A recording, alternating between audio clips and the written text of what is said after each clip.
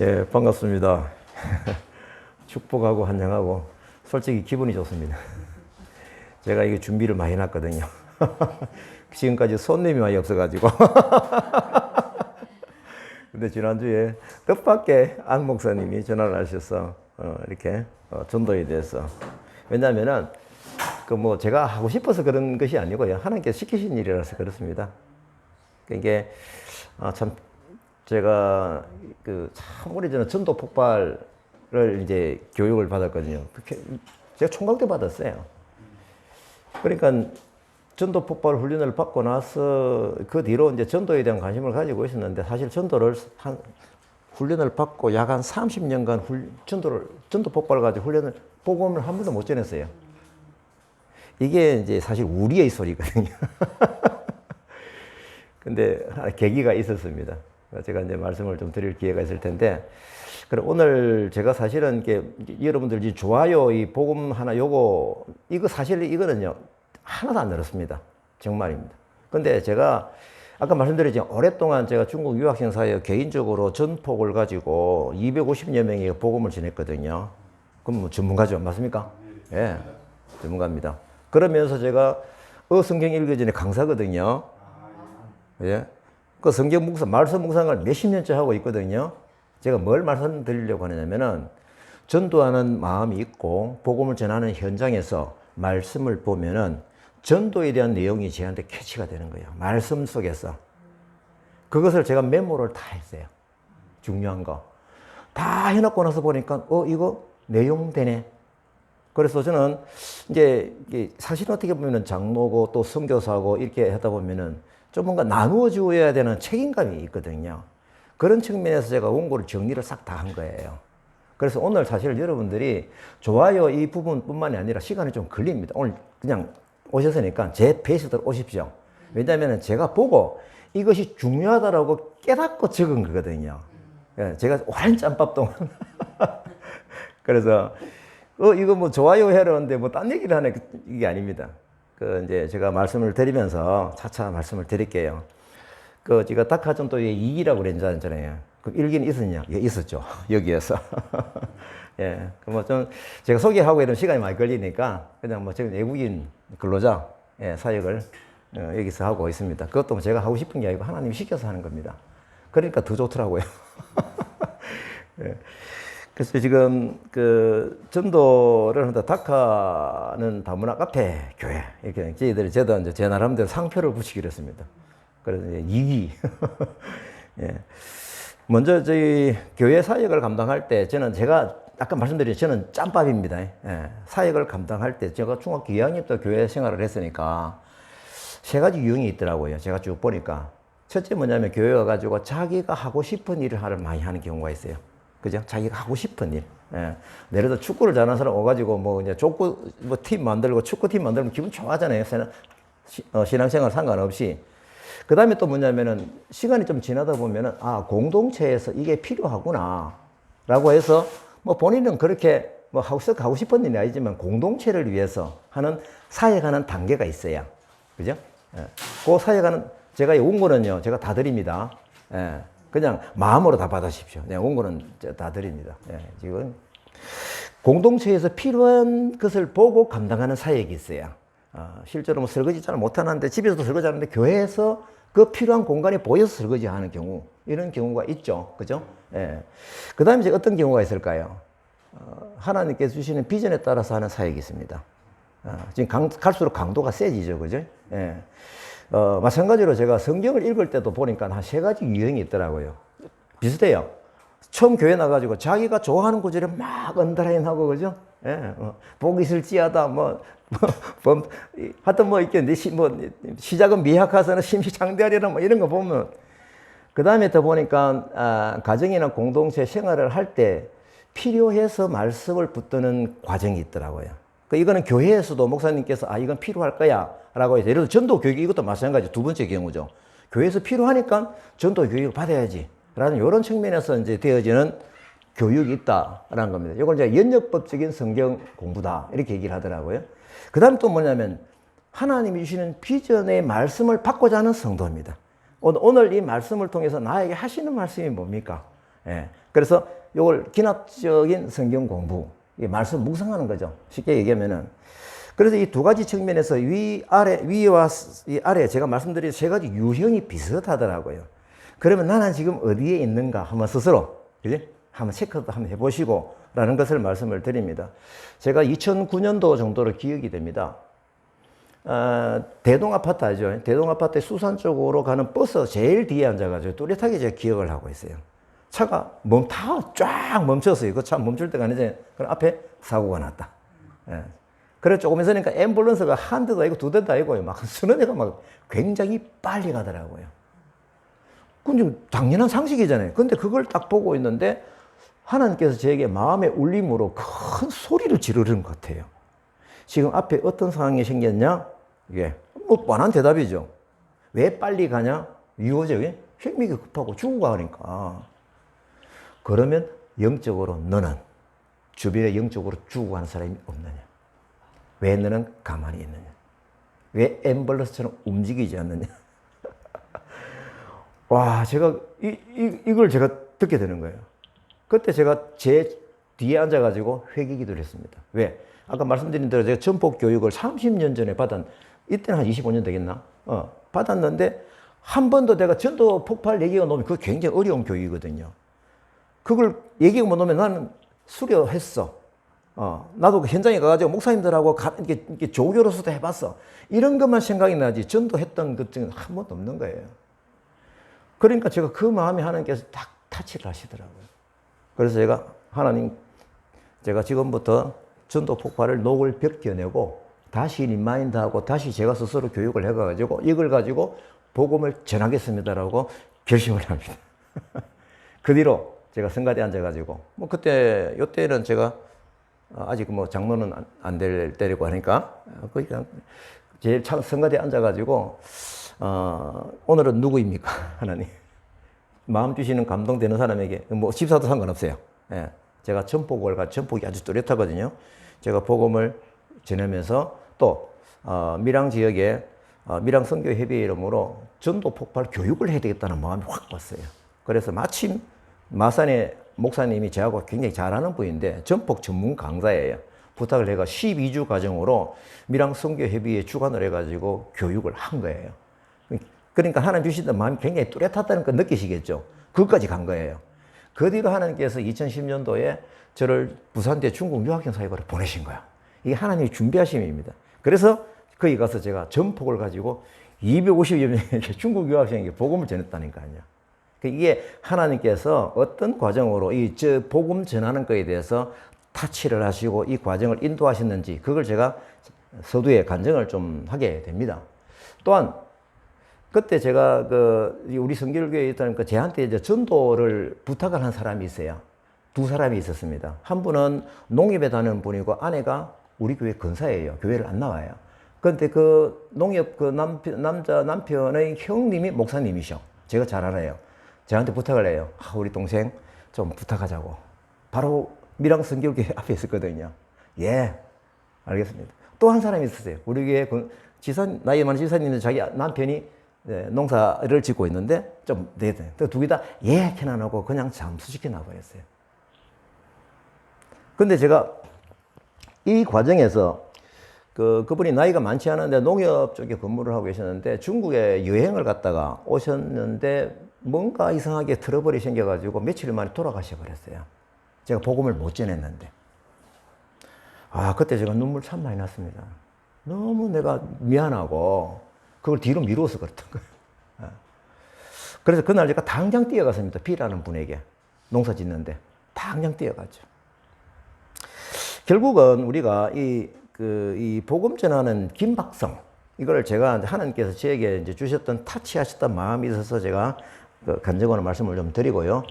저기 다음 성경을 보면은 누가복음 9장 59절에서 60절. 여기 앞에 없습니까? 예, 앞에 거죠. 예. 여기 보게 되면은 지금 장사를 하러 가옵소서. 내 아버지가 돌아가시는데 장사를 하러 좀 가야 되겠습니다. 라고 하니까 뭡니까? 예수님이 하신 말 죽은 자들로 자기의 죽은 자들을 장사하게 하고 너는 가서 하나님의 나라를 전파하라. 이게 지금 일반 사람들에게 용서가 안 되는 말이죠. 인본주의적으로. 근데 이런 뭐냐면은, 예수님께서 뭐에 대한 우선순위에 대한 집중을 하게 하는 겁니다. 이게 너는 가서라는 것은 뭐냐면 제가 해석을 보니까 그 장례식장에 가서, 그죠? 장사 지내는 걸 무시하는 것이 아니고 현장에 가긴 가는데 거기서 뭘 하라? 복음을 전하라. 죽음의 현장에서 사람이 뭡니까? 영적으로 깨닫는 분위기잖아요. 그래서 죽은 자들로 장사하게 하고, 다시 말하면 죽은 사람 하여금 육체적으로 죽은 사람을 장사 지내게 하고, 세상 일은 세상 일에 맡기고, 거기에 우선순위를 두지 말고 항상 우선순위는 뭐를 두라? 복음 전하는 일을 두라. 예수님이 하신 말씀입니다. 결국 이런 마음들을 품고 우리가 이 전도에 대한 부분을 이렇게 마음을 좀 가져야 되겠다라는 서론적인 말씀을 드리고, 제가 2014년도 4월 20일 날 아침에 일어나자마자 보통 기도를 하고 말씀 묵상을 하는데, 그날 일어나자마자 이상하게 마음이 무거워요. 굉장히 무거워요. 내가 무슨 이유가 있나? 혹시 우리 집에 뭐 있는데 뭐 일 나가지고 잠시 생각을 못 했나? 해보니까 없어요. 그날은 또 부활절 아침이에요. 부활절은 기쁜 날인데 왜 이렇게 무거울까라고 했는데, 2014년도 4월 16일 날 뭐가 터졌냐? 세월호 사건. 그때 계속 뉴스가 그것만 나왔잖아요. 그럼 어제 본 뉴스에는 뭡니까? 엄마들이 발을 동동 구르면서 빨리 산소를 공급해다오. 이게 뉴스였거든요. 이 세월호 사건을 하나님이 탁 느끼게 하시는 거예요. 뭐 영상처럼 보이세요. 예. 똑같은 상황으로 오버랩을 시켜주면서 결국은 이 바다에 빠져 있는 이유가 뭐냐? 잘못된 정보에서 빠져 있잖아요. 거기 있어도 돼 하고, 그죠? 잘못된 정보거든요. 그럼 이 땅에서 살고 그냥 끝이야, 됐어. 여기서 잘 살면 돼. 이런 거잖아요. 결국은 큰 바다에 빠져 있는, 영혼이 빠져 있는 것을 오버랩을 탁 시켜주면서 빠져 있는 자식의 부모의 심정으로 보게 하는 거예요. 그것 때문에 막 답답한 거예요. 그때 제가 하나님께서 받았던 뜻이 뭐냐면, 너는 잠수부로서 빨리 들어가라. 그리고 장수부로 훈련을 시켜라. 결국 전도 교육을 해가지고 가르치라 이 말이죠. 그때 이때 사명을 받은 거예요. 그때 제가 너무 뜨거워가지고 복음을 전하는 공동체 해가지고 제 아는 분에게 막 카톡을 해가지고 토요일 날 몇 시부터 무조건 전도 교육. 그래 한 너댓 번 오시다가 이제 오래 가지는 못했지만은 결국은 그런 과정들이 저에게 있었습니다. 그래서 이 부분은 2009년도에 앰뷸런스를 보면서 느꼈던 마음과 2014년도에 세월호 사건을 보게 하면서 결국은 죽어가는, 육체적으로 죽어가는 그 상황을 영혼이 죽어가는 상황으로 오버랩 시키셔서 하나님이 긴박한 상황을 우리들에게 실시간으로 알려주시고 지금도 그렇다라는 것을 제가 말씀을 좀 드립니다. 그래서 저를 포함해서 결국은 복음을 전하지 않는 개인, 복음을 전하지 않는 교회는 예수님께서, 하나님께서 꾸짖으십니다. 복음을 전하는 사람은 이야 어쩐 일이냐, 잘했구나, 와 하고 이런 개념이 아니에요.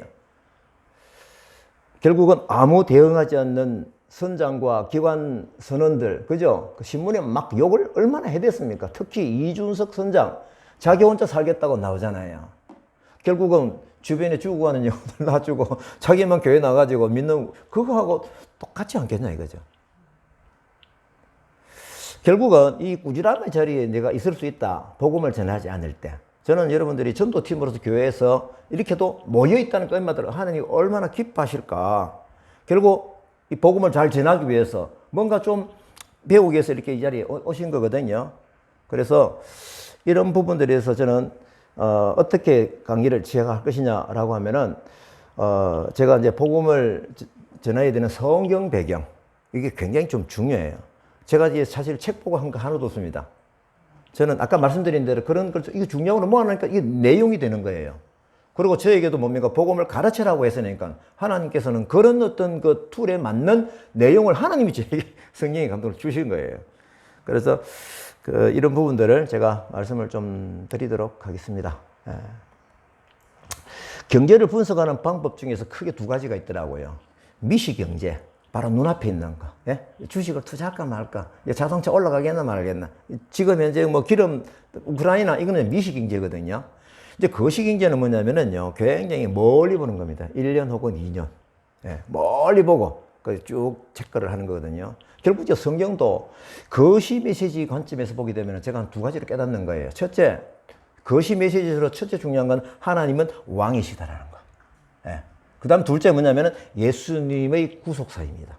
이게 가장 중요한 뚜렷한 두 주제가 아니냐. 다시 말하면 성경의 모든 사건은 구원에 초점이 맞춰져 있다.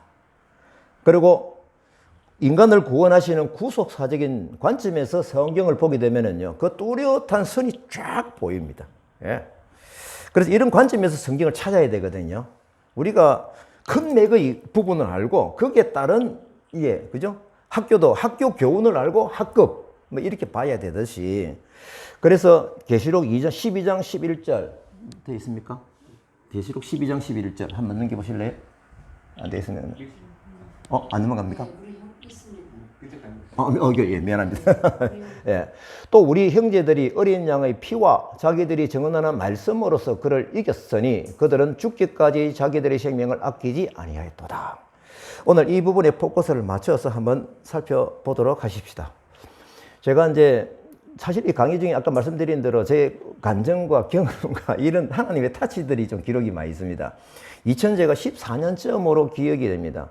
그때 신문지상에 뭐 지진이라든지 이런 어떤 홍수, 이러면 세상의 종말적인 분위기, 성경에 나와 있는 그 내용들이 신문기사로 많이 나왔었습니다.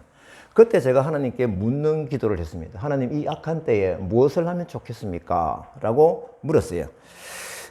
하나님께서 그때 뚜렷하게 그날은 진짜 성령 충만합니다. 제가 결과적으로 지나고 나서 보니까 왜 선생님이 학생이 질문을 하잖아요. 답을 원해서 질문하는 것도 있겠지만 답이 안 나오는 걸 예상하면 질문을 합니다. 왜? 가르치기 위해서. 그죠? 질문을 해가지고 답을 못하면 또 질문에 대한 답을 또 해주고 또 질문을 하고. 그날은 그날이었습니다. 성령님께서 여기 질문을 하신 거예요. 그래가지고 제가 기도한 거는 묻는 기도였어요. 하나님, 이 악한 때에 무엇을 하면 좋겠습니까? 라고 했는데 뚜렷하게 하나님께서 감동을 주시는, 저는 하나님의 음성입니다. 마태복음 24장을 보겠습니다. 뭐냐면 이미 너에게 얘기한 것이 있다. 우리가 시험을 칠 때 이전에 출제 경향, 그죠? 이전에 나왔던 거 그런 걸 보자고 하잖아요. 그 성경에 이미 기록이 되어 있는 것을 보아라는 거예요. 그래서 제가 보니까 예수님께서 감람산에서 제자들하고 대화하셨던 이제 뭐 곧 십자가에 죽으시기 전에 24장 그걸 쭉 편 거예요. 결국 이때가 뭐냐면은 화요일 날이거든요. 그러면은 십자가에 죽으시기 3일 전인 거예요. 이때 말씀하셨던 것이 예수님의 종말의 징조. 잘 아시죠? 그죠? 그러니까 이 내용은 아는데 이 내용이 지금 이제 스토리상으로 연결되어져서 이제 우리가 인식을 하자는 거거든요. 지는 제 같은 경우에는 이때에 무엇을 하면 좋겠습니까? 세상의 종말 때에. 그러니까 종말의 사건을 쫙 보게 하시더라고요. 그 두 가지 지시가 있어요. 이거 여러분들 쭉 보시면 되는데요. 크게 보면은 두 가지 지시가 있습니다. 뭡니까?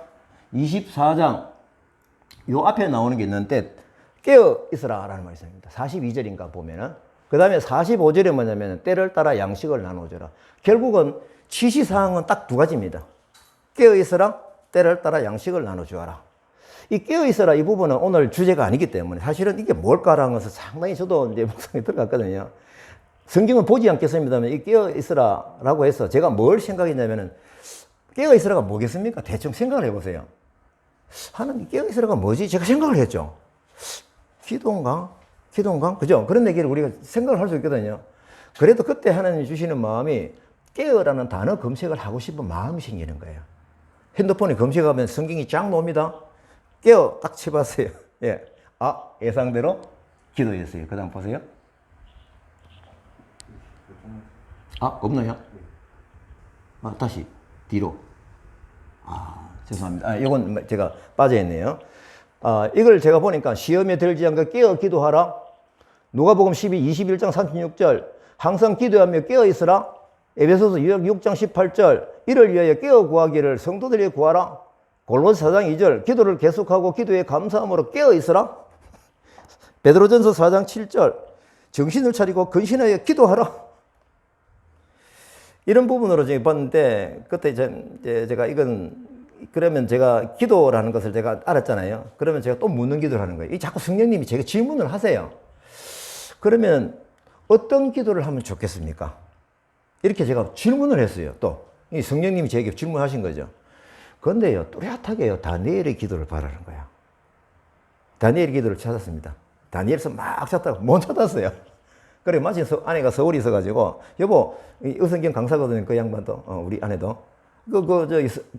다니엘서에서 다니엘이 기도한 거 어디에 있지? 하고 물으니까 잘 모른대요. 하고 한참 걸려가지고 다니엘서 9장을 찾았습니다. 9장 2절부터 19절까지 보게 되면요, 다니엘이 그 기도한 내용이거든요. 이건 집중하면 너무 시간이 많이 기 때문에 그것도 그냥 곁들여서 제가 말씀을 잠깐 드립니다. 그냥. 그 다니엘의 기도가 어떤 기도냐면요, 다니엘은 지금 포로지에 잡혀왔잖아요. 1차, 포로로 잡혀와가지고 결국은 바벨론에서 지금 왕궁에서 살고 있는 거예요. 그죠? 그러니까 이게 다니엘은 자기 나라를 생각, 지도자는 걱정하는 마음이 많이 있을 거 아니에요.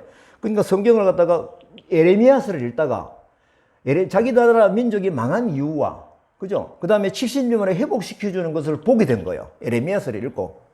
그걸 보면서 이 다니엘은 국가적인 리더십 입장에서 국가를 위한 기도를 하는데 처절한 기도를 합니다. 죄를 뒤집어 쓰고요. 바로 그냥 그 기도 내용 안중에 한번 보십시오. 국가를 위한 기도예요. 그러니까 그날 내가 이게 왜 말씀을 드리냐면 하나님께서 이걸 쭉쭉 보게 하시는 거예요. 그리고 다니엘서 9장 20절부터 뭐냐면은 기도를 딱 끝나고 났는데 천사 가브리엘이 네가 기도 시작할 시점에 하나님 나를 보냈다. 너에게 지혜와 총명을 주러 왔다. 무슨 뜻일까요? 이 기도를 누가 기뻐하신다? 하나님이 기뻐하시는 기도다는 겁니다. 그래서 제가 그때부터 국가라는 기도를 지금까지 하고 있습니다. 매일. 그러니까 말씀에 근거해서 타치를 받으면요, 이거요 굉장히 길게 롱타임 갑니다. 스톱이 안 되죠. 그래서 다니엘서의 또 10장 그 이후에 보면 어떤 내용이냐면요, 세상 종말에 대한 예언이 나오는 거예요. 제가 깜짝 놀랐습니다. 제 첫 시작이 어디였어요? 종말의 때에 때문에 제가 기도하면서 이때 무엇을 하면 좋겠어 쭉 갔는데 깨어있으라. 깨어있으면 뭡니까? 기도하여라. 기도하는 걸 무슨 기도를 한다? 나라를 위해서 기도하는 거예요. 그러니까 하나님이 기뻐하시고 가버니를 보내가지고 하나님 지혜와 총명을 줘요. 그 지혜와 총명이 뭐다? 세상 종말에 대한 예언이더라고요. 너무너무 놀라서 그날 내가 막 감동을 받아버렸습니다. 그러니까 국가의 기도를 하지 않을 수가 있나요? 해야죠. 할 수밖에 없죠. 예. 하나님이 기뻐하시는 기도라는 걸 확인을 냈으니까. 예. 자, 그 다음에 제가 이제 두 번째 뭐였습니까? 이제 본론으로 들어갑니다. 예. 때를 따라 양식을 나눠주는 두 가지 지시사항을 쭉 초점을 잡아야 됩니다. 앞에 일어나는 이 부분들은 이미 우리가 너무너무 설교를 많이 들어왔어요. 예. 그걸 제가 다시 말씀드리고 싶은 마음은 없어요. 이미 다 알고 있어요. 근데 이때의 지시사항이 두 가지인데 또 하나는 뭐냐면 때를 따라 양식을 나눠. 45절, 46절 충성되고 지혜 있는 종이 되어서 지금 그 기도도 뭡니까? 하나님이 지혜를 주시잖아요. 결국은 우리가 기도하는 것이나 복음을 전하는 것이나 다 뭡니까? 하나님이 뜻이 임하는 거예요. 성령님 주신 지혜로 이루어지는 것이다. 핵심입니다. 그래서 주인에게 그 집사람들마다 때를 따라 양식을 나눠줄 자가 누구냐? 주인이 올 때 이렇게 하는 것을 보면은 그 종이 복이 있으리라. 우리 복 좋아하시잖아요. 참된 복이 여기에 있어요. 그러면 복을 받는 배경이 뭐예요? 때를 따라 양식을 나눠주면 돼. 자, 이 양식이 뭘까요? 사실은요, 이 양식에 대해서 제가 옛날 깨달은 양식은 좀 달랐습니다. 지금까지 들어왔던 것도 달랐고요. 그 이후로도 이 양식이 뭔지라고 주석을 보고 뭘 들어도요, 이날 깨달은 거하고는 좀 다른 거예요. 근데 그거를 제가 제 얘기를 하면 제가 뭐 신학학자도 아닌데 그날 제가 깨달은 걸 제가 말씀을 드릴 테니까 여러분들이 접수를 하셔도 되고 안 하셔도 되고, 제가 그날 깨달은 거예요. 그래서 지금 24장에 때를 따라 양식을 나눠주라. 근데 상식적으로 생각할 때 이 양식이 뭐지? 영적인 양식일까? 육체적인 양식일까? 일단은 퀘션 마크, 그죠? 할 수 있잖아요, 그죠? 예. 뭐 두 가지 중에 하나겠죠. 근데 이어서 24장 다음에 몇 장입니까? 25장이죠. 25장에 여러분들 아시는 대로 세 가지 비유가 딱 나와요. 열처녀 비유, 그 다음에 달란트 비유, 그 다음에 양과 염소의 비유입니다. 또렷하죠? 이 세 가지 비유입니다. 25장 비유를 읽으면서 여러분들이 뭐를 느끼시는지 모르겠지만은 이 기름, 이 있고 없고에 따라서 뭡니까? 문이 닫혀버려요. 이게 뭐 잔치에 그냥 참석만, 에이, 그럼 다음에 가지. 우리 집 가서 밥 먹으면 되지. 이렇습니까? 이건 뭘까요? 종말의 때. 지금 그 얘기하고 계시잖아요. 구원의 문제입니다. 천국에 가느냐 못 가느냐 그 문제예요. 심각한 상황입니다. 자, 그러면은 기름이 뭔지를 모르는데 내가 있는지 없는지 모르잖아요. 뭘까 기름이? 예. 그래서 지금 이 부분에 대해서 또 등은 또 일반적으로 하는 건 뭐 하나님의 말씀이다라는 그런 근거를 가지고 나와요. 네, 좋습니다. 뭐 틀리다는 게 아니고 그날 제가 깨달은 것은 이 기름이 뭘까? 또 계속 숙제를 가져갑니다. 뒤에 보면은 달란트 비유거든요. 5달란트, 2달란트, 1달란트. 이 부분에 있어서도 1달란트가 그렇게 잘못한 거 아닌 것 같아요. 뭐 주인 자기가 뭐 훔쳐가지고 사기친 것도 아니고 나놨다가 그냥 드리는데 악하고 게으른 종. 이게 뭘까? 뭘 남겨야 되지? 남기는 게 뭘까? 이게 주제가 같습니다. 남기는 거, 그 다음에 기름 준비하는 거. 이 기름 준비하는 거는요, 그날 제가 깨달은 거는 다니엘이 기도, 그 기도인 거예요. 저는 그겁니다. 다니엘이 국가에서 기도했잖아요. 그러면 국가를 기도의 이유가 뭡니까? 이 국가가 요즘 우리나라 국가에서 뭡니까? 동성애니 하나님을 대적하는 창조의 섭리를 대적하는 게 얼마나 많이 흘러가는데 하나님이 이 사실을 보고 얼마나 안타까워하실까? 하나님의 마음을 품고 거기에 결에 맞는 기도를 하는 사람, 저는 기름을 준비하는 사람이라고 봅니다. 그래서 우리가 쌓여있는 기도예요. 쌓여있는 기도. 이게 나중에 요한계시록에도 비슷한 얘기가 나오는데 일단 그까지는 제가 안 가겠습니다. 오늘 주제 방향이 아니기 때문에. 그 다음에 지금 남기고 남긴다, 남기지 못한다 이 부분이 뭘까? 숙제를 가지고 가셔야 되거든요. 이거를 교회에서 열심히 충성 봉사하는 거 뭐 그렇게 해석할 수도 있죠. 그런데 그 뒤에 그 양과 염소의 비유를 한번 보십시오. 아시는데 이제 뭐 크게 읽지는 않겠습니다. 세 번째 양과 염소의 비유에서는 뭐 배고플 때 양에게 얘기하고 먹을 주었다 주지 않았다. 그죠? 양하고 염소잖아요. 양하고 염소는 어떻게 관리해나요? 염소에게 얘기합니다. 한번 볼게요. 41절입니다. 저주받은 사람들아 영원한 불 속에 들어가라. 이게 뭘까요? 지금 종말의 분위기를 얘기하고 계시잖아요. 지옥의 분위기입니다. 구원받지 못하는 자입니다. 네가 배고플 때 먹을 것을 안 줬고 내가 목마를 때 마실 것을 주지 않았다는 것 때문에 이게 이 양식이 저는 이 설교를 제가 많이 좀 그렇게 많이는 안 들어도 딱 들었을 때 항상 하시는 설교 패턴이 뭐냐면 구제 쪽으로 얘기를 가져갔어요. 육체의 떡이죠. 제가 볼 때는 이날 깨달은 깨달음하고는 달라요. 제가 이걸 말씀을 좀 드릴게요. 근데 옆에 사람은 빵 하나 줬다고 해서 불 속에 들어간다? 좀 이상하잖아요. 자, 44절. 문제가 언제 돌보지 않았단 말입니까? 모르죠. 자신이 모릅니다. 그래서 45절에 왕이 가장 보잘것없는 사람에게 하지 않은 것이 곧 내게 하지 않은 것이다. 가장 보잘것없는 누굴까요? 복음이 필요하고 지금 이 사람을 데려가면 이 사람은 지옥에 갈 수밖에 없는 그 보잘것없는 사람 아닌가요? 그래서 그들은 영원한 벌에 의인들은 영원한 생명에 들어간다. 완전히 두 방향의 길이 갈리는 겁니다. 중간이 없어요. 그럼 여러분들 우리가 당연히 양인 줄 알고 있죠. 이 설교 들을 때면 당연히 양이라고 생각하고 들었죠. 또 어떤 사람은 보니까 양이 되고 싶은 사람은 조금 더 이쁜 사람. 어떻게 하면 내가 양이 되지?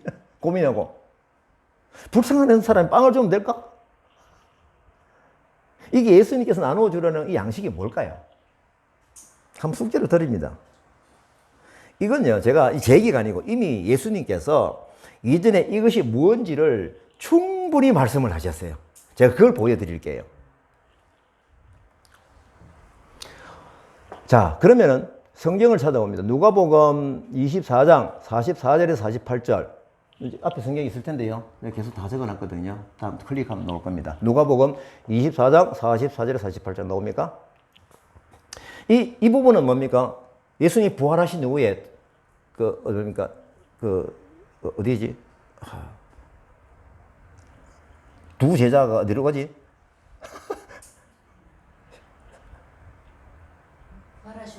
예. 집으로 돌아가는 사람. 폐단병처럼. 예. 엠마로 가는. 예. 그 두 사람이 갈 때 터덜터덜 가다가 옆에 한 사람이 달라붙었어요. 예수님이죠. 근데 이 사람들은 뭐 때문에 부활했다는 말은 들었는데 막 믿지도 못하겠고 실망해가 폐단병처럼 자기 집에 가거든요. 이제 먹고 살아야지. 근데 예수님 짱나서 우리 같은 뭡니까? 정신 차리게 이러면 내 닮아. 부활한다, 보여주면 되잖아요. 근데 예수님이 그런 방법을 안 쓰셨어요. 말씀을 주셨어요. 이 말씀이죠.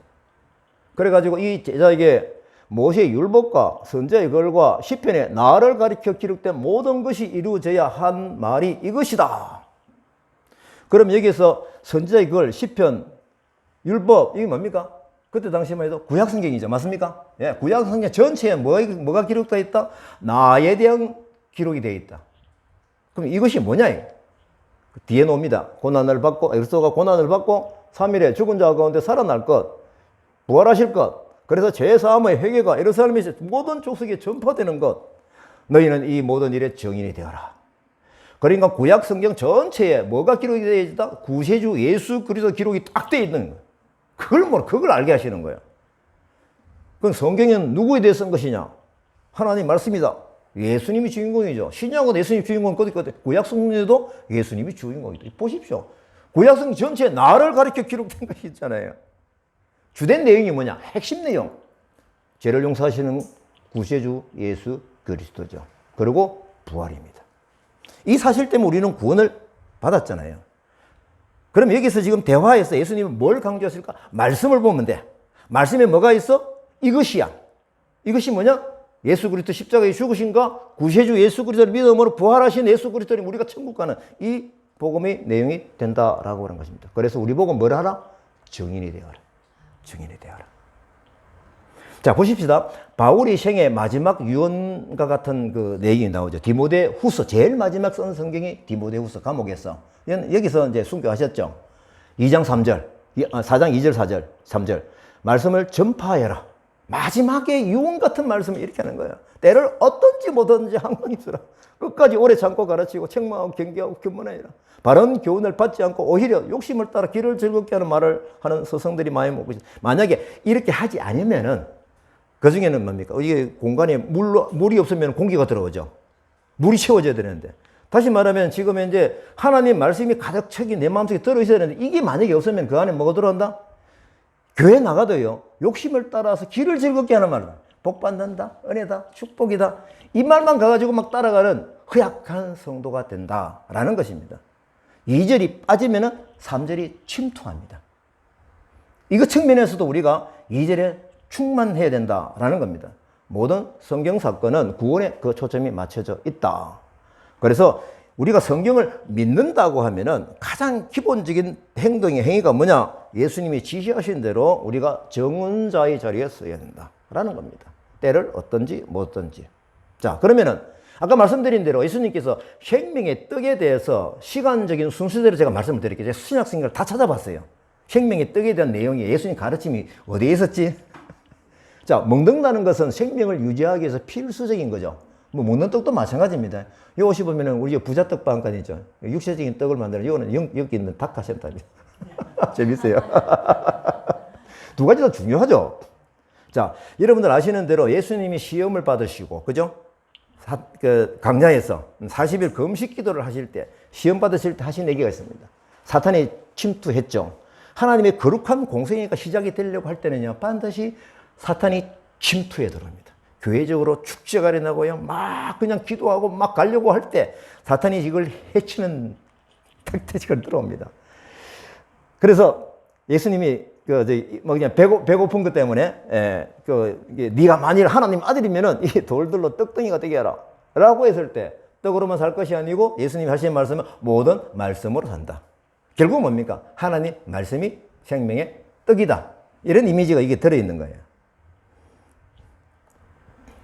또 생명의 떡 문제는 언제 얘기하셨는가? 제가 요한복음 4장에 보면 사마리아 여인이 나옵니다. 그죠? 그 스토리는 여러분들 다 알고 계실 거예요. 그 중에 제가 드리고 싶은 말씀은 드릴게요.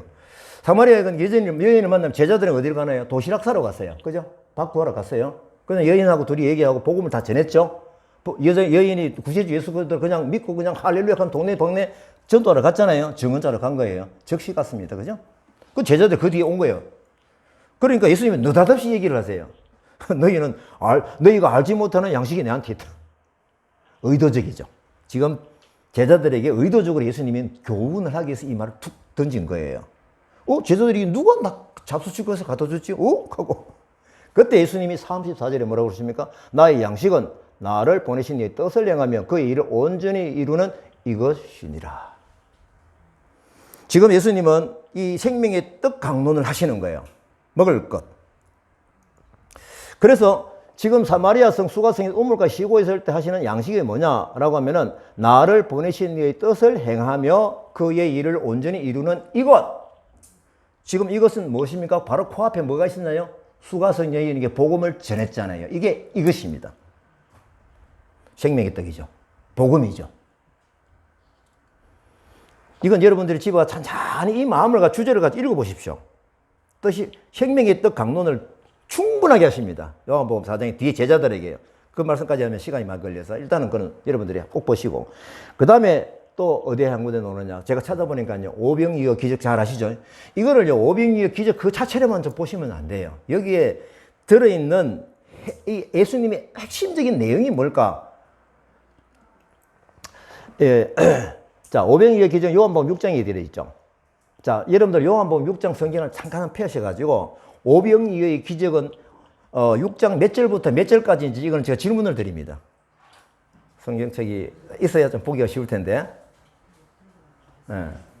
오병이어의 기적은 6장 몇 절부터 몇 절까지냐.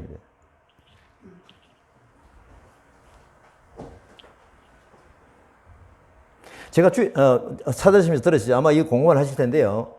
이 답을 들어야 이게 좀 하기 쉽긴 한데. 제가 주일학교 교사하고 그랬거든요. 처음부터 공과식이 어디서 끝나면은 12광주리나 남았어. 끝. 그죠? 예. 네. 그래가지고 5,000명을 먹고 12광주리나 남았어. 대체로 여기서 다 끝이 났어요. 9절에 불도 5개. 15절까지. 예? 9절부터 시작하는 것도 아닌가요? 1절부터 15절까지가 요한복음 6장. 네. 예. 그러니까 아이가 불떡과 물고기를. 예, 그렇죠. 예, 그 주 가지고 이걸 막 5,000명에 나눠주고 제일 마지막에 12광주리가 남았더라. 라고 보통 스토리가 그렇게 끝이 났었어요. 공과칙에서 대체로 보면 그래요. 근데 제가 어성경 읽기 전에 공부를 하면서 쭉 보니까요. 이 오병이어의 사건은 어디까지 가느냐 하면은 6장 1절부터 66절까지더라고요.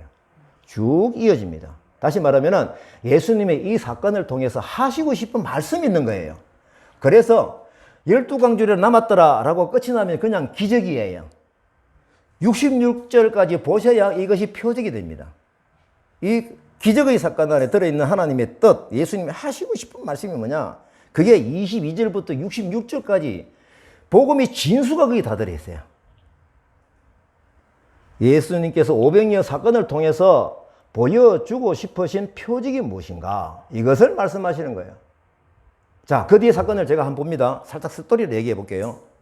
오병이어 기적이 일어났으니까 백성들이 배가 불러서 그 당시 이거면 충분히 왕으로 모실 만하죠. 와, 우리의 왕이 되달라고 막 송성합니다. 예수님은 그 자리를 피하셨어요. 예수님은 유대인이 왕이시기를 원하는데 왜 피하셨을까요? 왕의 칼과 결이 다른 거예요. 그죠? 달라요. 그래서 제자들하고 다 보내버리고 예수님은 그냥 피하신 거예요. 그 이 사람들이 보니까 예수님 어디 갔지? 찾으러 가자. 그래가지고 예수님을 열심히 찾으러 다닙니다. 예수님 어디 계세요? 어디 계세요? 여기 내용 없지만요. 나중에 보면은 요한복음 6장 24절 25절 제가 볼게요. 그 사람들이 예수나 제자들이 모두 그곳이 없다는 사실을 알고 그죠? 살짝 피하신 거예요. 다시 배를 타고 예수를 찾으러 가버나움까지 갔습니다. 굉장히 열정이죠. 맞습니까? 이 정도면 굉장한 열정입니다. 예수님을 꼭 찾아야겠다는 거예요. 꼭 찾아야겠다. 그리고 25절에 보니까 또 드디어 발견을 했어요. 그죠? 예수님에게 질문이 뭡니까? 라비요, 언제 여기에 오셨습니까? 이 백성들이 이렇게 얘기하는 것은 어떤 마음일까요? 땀을, 이 영상으로 생각을 해보십시오. 땀을 펄펄 흘리고 막 너무 힘들게 찾아왔잖아요. 칭찬을 듣고 싶겠죠. 맞죠? 그죠? 언제 여기 오셨습니까? 우리 열심히 찾았거든요. 드디어 예수님을 만났습니다. 그때 당시 교통수단이 뭐 힘들잖아요. 너무 힘들기 때문에 포기할 만도 했을 텐데 참 열정이 대단해요. 이렇게라도 예수님을 찾아보셨는가 이것도 칭찬하고 싶은데 근데 예수님은 뭐라고 얘기했어요? 26절부터 너희들가 나를 찾는 까닭이 뭐냐? 표적을 보았기 때문이 아니라 빵을 먹고 배가 불렀기 때문이라. 기적을 보고 찾아오는 것. 예? 그걸 예수님이 지금 꾸지람하시는 거예요. 그것만 해도 박수를 치는, 그럼 넌 50점. 야, 50점 더 받아야 돼. 이게 아니에요. 꾸지람이에요. 뭘 봐야 된다? 뭘 보지 못한다? 표적을 보지 못해서 그런 거예요. 그 표적이 뭐냐, 이거죠. 27절. 영생하기까지 남아있을 양식을 위해서 일하라. 인자가 너희에게 이 양식을 줄 것이다. 예수님의 응답은 뜻밖입니다. 그냥 고맙다. 얼마나 열심히 찾아왔냐? 그런데 그들은 빵을 먹고 배불리기 때문에 찾아온 인본주의적인 그 왕으로서의 기대를 하고 오는 것을 지적을 하는 거예요. 사실은 이 교회에서도 이런 부분 지적받으실 만한 내용이 좀 많이 좀 있죠. 예수님을 사랑하는 이유가 잘못됐다는 거예요. 예수님의 관심은 뭐냐? 영생하기까지 남아있을 양식을 위해서 일을 하라. 백성들이 예수님을 찾아는 열심히 얼마나 귀하고 열정적으로 찾아왔다 하더라도 열정의 방향이 우선순위가 무너져 버린 거야. 꾸지람을 듣는 거죠. 아무리 주님을 열정적으로 찾아도 그 방향이 잘못되면은 헛발질입니다. 교회를 열심히 다니고 또 열심히 일을 해도 나는 너를 모른다. 이 배경을 보면 충분히 그 꾸지람이 예상이 됩니다. 그래서 7장 21절에서 23절을 봅니다. 나더러 주여 주여 하는 자마다 천국에 다 들어가지 못한다. 이 말씀도 우리가 참 그죠? 아버지의 뜻대로 행하는 자라야 들어간다. 누가 우리 주의 이름으로 선제 노릇하고 주의 이름으로 귀신을 쫓아내며 또 주의 이름으로 많은 권능을 행하였다라고 항의를 해도 뭐라고 그러냐? 나는 너희를 도무지 알지 못한다. 이 꾸지람이 결의 같은 거예요. 오늘 이 백성처럼 빵 찾는 그 기적을 보고 찾아오는 그것을 꾸지람하던 내용이 여기에 결정적으로 들어있는데 결국은 구원의 문제를 가지고 예수님은 말씀을 하신다. 정말 우리가 예수님을 사랑하는 마음이 있는가? 예수님은 각 개인의 상태를 정확하게 하십니다. 자, 그러면 제가 이 오병이어 기적을 봤을 때, 제가 뒤에 표적의 내용이 너무 크게 느껴졌기 때문에 오병이어의 기적은 시청각 교제구나. 사람은요, 이 듣는 귀가 한계가 있어가지고 예수님이 생명의 떡을 설명해 주려는 게 상황이 지금 뭡니까? 이것만 가지고 이해를 잘 못할 것 같으니까. 이 오병이어의 기적이 그래서 일어났지 않겠냐. 그렇게 생각해 보는 거예요. 왜? 뒤에 내용이 너무 비중이 커서 그렇습니다. 그러니까 사람들이 알아들을 만하잖아요. 우리도 지금 성경을 보니까 나는 이게 깨닫거든요. 와, 이거구나. 그러면은 6장 30절 봅니다. 예수님이 하시고 싶은 말씀을 다시 한번 확인합니다. 표적이 뭐냐? 6장 30절 제자들이 다시 묻습니다. 아직까지 확실하게 이해를 못했어요. 그러면 우리가 보고 믿을 수 있도록 어떤 표적을 보이겠습니까? 하나님의 빵은 하늘에서 내려와 세상에 생명을 주는 것이다. 그죠? 빵, 하나님의 빵, 이게 뭡니까?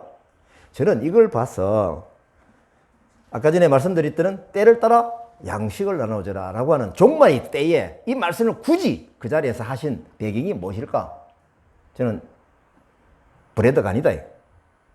제가 깨닫기로는 복음 전하는 하나님의 생명의 빵을 주는 바로 전도하는 그 모습을 양에게서 찾는 것이라는 겁니다. 내가 당연히 양이겠지. 나는 양이다. 이런 전제를 한 것도 한번 고민을 할 말씀을 보고 해야 된다라는 겁니다. 자, 계속 이어집니다. 한번 보십시오. 34절 보니까 그들이 뭐라고 합니까? 우리 끝방을 항상 우리에게 주십시오. 아직까지 완전하게 이해를 못했어요. 그죠? 35절. 내가 바로 생명의 빵이다. 오케이? 자, 그러면 먹을 것, 예수님이 내가 계산이니까 결국 뭡니까? 빵을 나눠주라. 누굴 주라? 예수님을 나눠주라는 거 아닙니까? 그럼 예수님이 가장 그 핵심 뭡니까? 구세주 예수 그리스도 소식을 전하는 것. 이게 때를 따라 양식을 나눠줄 자를 찾는 바로 그 양식이다. 그래서 내게 오는 자는 결코 목마르지 않는다. 나를 보내신 이의 분의 뜻은 그분이 내게 주신 사람들 중에 한 사람도 잃지 않고 마지막 날에 그를 다시 살리는 것이다. 하나님의 사랑이죠. 믿는 사람마다 영생을 얻는다. 생명의 떡을 말씀하시면서 영생, 천국의 얘기를 지금 계속 연결시키고 있는 거예요. 좀 우리가 뷔페에 가가지고 이제 예를 들어서 5,000원짜리 밥 먹는 거하고 뷔페 가지고 먹는 그거 차이 그게 아니에요. 오병이의 표적을 보이신 이유가 육체를 살리는 떡이 있는 것처럼 뭐다? 영혼을 살리는 떡이 있다. 이걸 예수님이 가르쳐주고 싶으신 거죠. 정말 이거 보면 예수님의 사랑하심이 크게 느껴져요. 육체적인 떡은 12시간만 지나면 소화돼가지고 그죠? 우리의 생명은 하나님이 영생하게 하시는 그 생명이어야 하는데 5,000명을 먹인 그 떡으로는 안 되는 것이에요. 그걸 무시하라는 거 아니에요? 한 번 먹으면 영원히 배고프지 않는 떡, 생명의 떡을 먹어라. 이 떡을 만나면 우리 인생은 말 그대로 대박이다. 핵심이죠. 사마리아 여인과 우물가에서 만났을 때 제일 먼저 그는 제가 볼 때는요, 우물가에서 만나가지고 예수님이 제자들하고 강론하면서 생명의 떡을 먼저 얘기했는지, 생명의 생수를 얘기했는지, 뭘 얘기했을까요? 생수를 먼저 얘기하시더라고요. 우물가니까. 이게 또 시청각 교제인 거예요. 그러면서 그 뒤에 생명의 떡을 얘기를 하셨어요. 오늘 말씀해 보면은 이제 오병이어 떡 사건이 있잖아요. 먼저 뭘 말씀하신다? 생명의 떡을 얘기하시고 그 뒤에 생수를 얘기해. 이게 붙어 있어요, 항상. 우리가 성찬식 때 붙어 있는 것처럼 내용이 있잖아요. 그러니까 이게 순서를 볼 때도 예수님이 시청각 교제를 사용하심이 분명하구나. 하늘의 은혜를 이성을 가진 우리에게 알게 하시는 배려죠. 그래서 오병이어의 사건은 또 뭡니까? 기적이 아니라 표적이다. 그러니까 이 사마리아 여인하고 만난 과정도 보면 예수님이 그 전체적인 스케줄에 딱 들어있는 거잖아요. 보면 요한복음 4장에 보면 2절인 거 보면은 사마리아로 지나가셔야 하겠는지라 그렇게 표현이 나와요. 의지를 실었다는 거예요. 의지를. 그 당시에 여러분 아시는 사마리아 사람들 무시하잖아요. 저 갈릴리로 가려고는 삥 돌아갑니다. 아시죠? 근데 그냥 정통으로 사마리아를 지나가 가신 거예요. 우물가에서 이 여인을 만나는 계획이 이미 다 돼 있던 거예요. 또 거기서 끝난 게 아니죠. 제자들이 이 떡 문제를 가지고 뭐다? 생명의 떡 강론을 하시고 싶은 예수님의 마음이 그게 싹 들어있다라고 합니다. 39절 말씀 중에서 한 사람도 잃지 않고 마지막 날까지 그들을 살리는 것. 이게 예수님의 깊으신 뜻이다. 그래서 사랑하는 땡땡아, 그죠? 주변에 죽어 있는 영혼을 살려. 이 생명의 떡을 나눠줘라. 나를 나눠주어라. 오병이어의 표적은 계속 설명이 되는데 6장 47절부터 51절 이게 계속 반복이 돼요. 똑같은 내용 보십시오. 내가 진실로 너에게 말한다. 믿는 사람은 영생을 가지고 있다. 나는 생명의 빵이다. 그죠? 영생, 생명의 빵. 조상들은 광야에서 만나를 먹었지만 결국 죽었다. 그 육체의 떡의 한계. 51절 나는 하늘에서 내려온 살아있는 빵이다. 곧 세상에 생명을 주는 내 살이다. 우리는 알아야 됩니다. 육체를 살리는 빵만을 위해서 사는 불쌍한 사람들 참 불쌍하죠. 영혼을 살리는 빵을 모르는 사람은 더 불쌍합니다. 우리가 육체를 위한 빵을 구하기 위해서 얼마나 고생합니까? 얼마나 노력합니까? 그죠? 근데 더 중요한 영혼의 빵을 위해서 시간 배정과 우선순위가 과연 뭐냐 이거죠. 적어도 여러분들 전도팀으로 축복합니다. 하나님 기뻐하실 겁니다.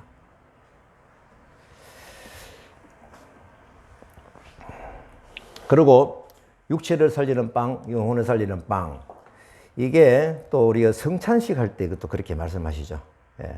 진짜 할 때. 요 뒤에 보면 또 하나, 잠깐만요. 요한복음 보면 55절에 내 살이야말로 참된 양식이요. 내 피야말로 참된 음료다. 계속 반복해요. 그만큼 중요하니까. 결국 예수님이 빵을 먹는다는 것은 무엇인지 드디어 말씀하십니다. 누구든지 내 살을 먹고 피를 마시는 사람은 내 안에 있고 나도 그 안에 있다.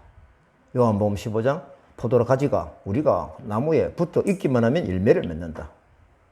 그가 내 안에 내가 저 안에. 이게 성찬식의 배경이 되는 것이죠. 또 이제 제가 말씀드린 대로 언제 또 이게 생명의 빵 얘기했냐. 다락방 강론. 요한복음 13, 14장. 마지막 잡히시던 날 저녁이죠. 직전에. 마지막 만찬이잖아요. 그때 이루어지는 대화의 내용들. 여기서도 보면은 예수님이 본인이 당신이 생명의 떡을 얘기하시는구나 라는 것을 충분히 알 수가 있습니다. 22장 누가복음 20장 19절 떡을 주시면서 너희를 위하여 주는 내 몸이다. 그죠? 나를 기념하라. 그 다음에 20절 잔을 주면서 이 잔은 내 피로 세우는 새 언약이다. 너희를 위하여 붓는다. 예수님은 끝까지 생명의 떡 생수를 말씀을 하신다. 돌아가시기 직전까지 유언과 같은 말씀을 하신다. 왜 그럴까요? 신앙생활의 원론이기 때문에 그렇다. 이제 이 부분에서 우리가 좀 결론을 좀 내야 되는데요. 아까 말씀드렸던 열처녀 비유, 그 다음에 다시 한 번 더 쭉 이은상을 보고 하시면 특히 양과 염소의 비유에서, 그죠? 앞에서 말씀하셨던 뭡니까? 때를 따라 양식을 나눠주라. 또 뭡니까? 앞에서 깨어 있어라. 요 두 가지가요. 깨어 있어라. 아까 전에 보니까 나는 이 열천에 비운 거예요. 기도. 국가를 위한 기도. 그렇게 하느님하고 다니엘 기도를 그렇게 했잖아요. 그래서 요 하라는 거 예를 주셨고, 그 다음에 그러니까 남기는 거. 뭘 남기는 거지? 이 양과 염소에 비유해서. 그러니까 24장에 주셨던 그 지시사항을 지금 이해를 잘 못할까 싶어가지고 예수님이 이렇게 한다는 게 우리를 위해서 세 가지 예를 들어서 이렇게 말씀을 하신 거예요. 열천의 비유, 종이에 맡긴 달란트 비유, 양과 염소의 비유는 천국과 지옥에 대한 결론을 연결되는 내용입니다.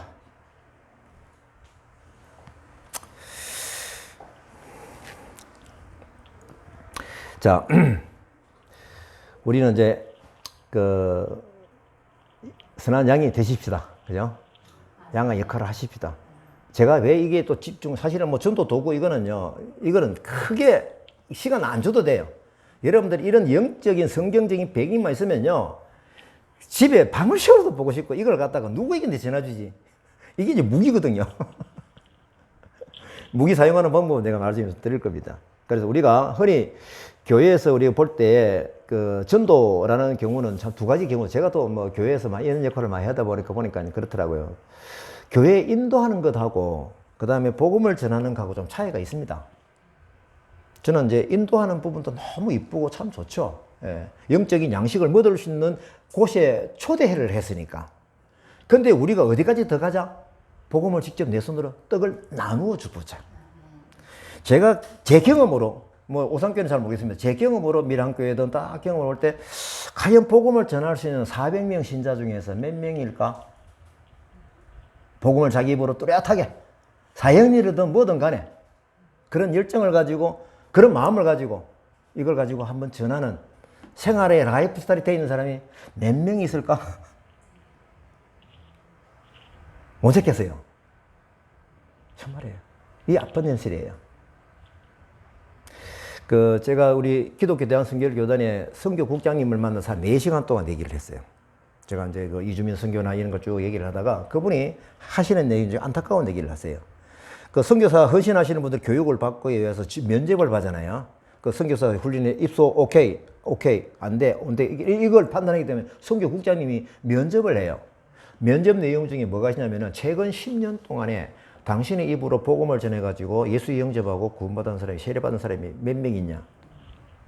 10분의 선교사 지원 사람이 한 사람도 없어요. 선교사 지원하는 사람들. 이게 현실입니다. 이게.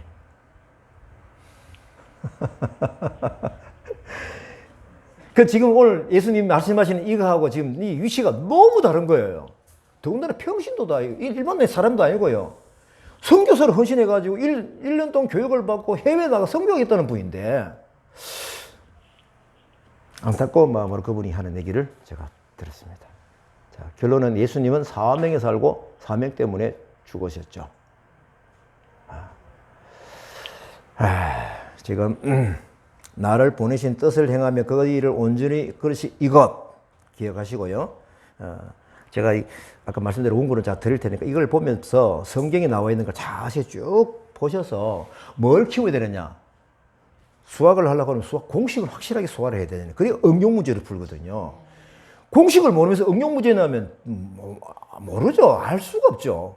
기본적인 베이스를 잡아야 돼요. 베이스를.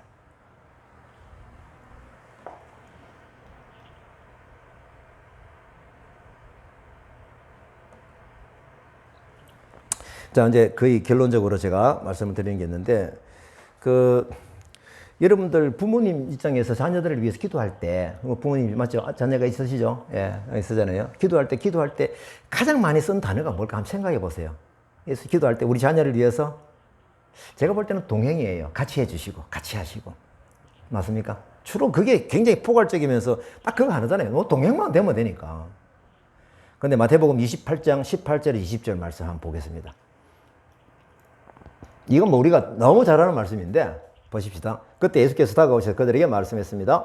하늘과 땅과 모든 권세가 내게 주어졌다. 그러므로 너희는 가서 모든 민족을 제자로 삼고 아버지 아들과 성령으로 세례를 주고 내가 너에게 명령한 모든 것을 가르쳐 지키게 하라. 그 복음 전하는 거 맞죠? 그제? 지상 명령입니다. 보통 여기서 스톱이 돼요. 근데 그 뒤에 너무나도 엄청난 축복의 말씀이 약속이 되어져 있어요. 같이 읽어봅니다. 시작. 다시 시작.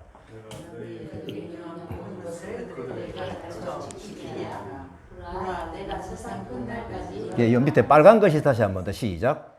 세상 끝날까지 너희와 항상 함께 있을 것이다. 이게 동행이죠. 세상 끝날까지래요. 그러면 이 동행하기 위해서 백그라운드 배경이 뭡니까? 이거 아닙니까? 맞습니까? 그러니까 기도 초점을 여기에 맞추지 말고 이게 뭐냐면요. 내 생각이 있고 하나님 생각이 있고 내 생각이 있어요. 근데 자꾸 기도를 어떻게 하냐면 하나님 내 생각 쪽에 가까이 와주십시오. 잘못된 기도죠. 내가 누구에게? 하나님 쪽으로 가야 되는 기도를 하는 거야. 가까이 가면 갈수록 우린 축복이죠. 그게 복인 거예요. 결국은 뭐냐면은 이 동행이 문제를 갖다가 위해서 자녀를 기도할 때에 그 삶이 이런 삶을 살면 되는 거예요. 그러면 자연스럽게 하는 예수님 약속을 하신 거니까 약속은 예수님이 반드시 지키시는 분이잖아요. 그래서 이 말씀을 같이 연결했어요, 저는. 그죠?